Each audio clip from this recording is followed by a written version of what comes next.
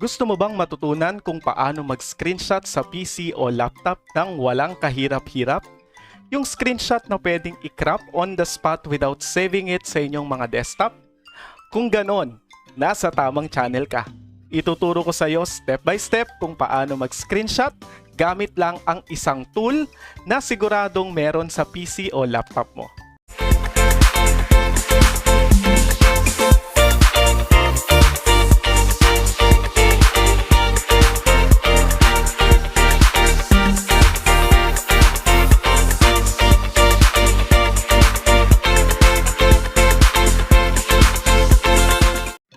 What's up guys?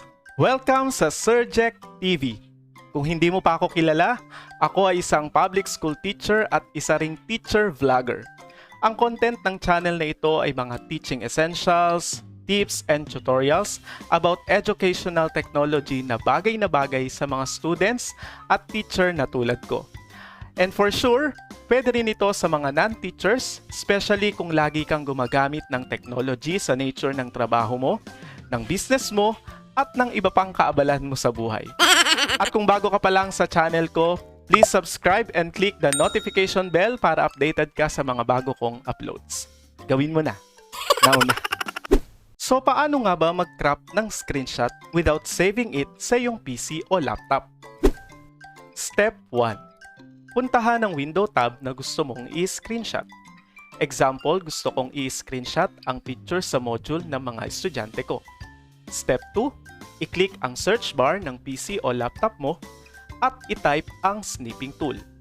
Pag na-click mo na, ito ang lalabas. Makikita mo rito ang new at ang mode. Once na i-click mo ang new, ito ang magiging itsura ng monitor mo. At pwede mo nang i-crop ang shot na gusto mo lang kunin sa window tab gamit ang mouse.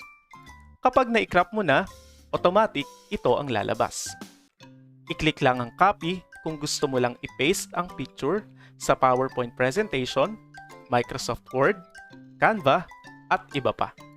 I-click naman ang save kung gusto mo ring ilagay sa isang folder ang mga pictures na na-i-crop mo. Ang mode naman ng snipping tool ay may 4 choices. Merong freeform snip, rectangular snip, window snip, at full screen snip. Rectangular snip ang tawag sa ginawa natin kanina. Kung gusto mo namang i-cut o i-crop yung mismong picture, just click freeform snip. Window snip naman para sa screenshot ng window or specific tab. At full screen snip para sa buong screen ng PC o laptop mo. Pwede mo ring i-pin to taskbar ang snipping tool para hindi mo na ito kailangang i-search every time na kailangan mong mag-screenshot. That's it guys! Sana nakatulong sa inyo ang tutorial na ito. Kung nagustuhan mo ang video ito, please hit like and subscribe.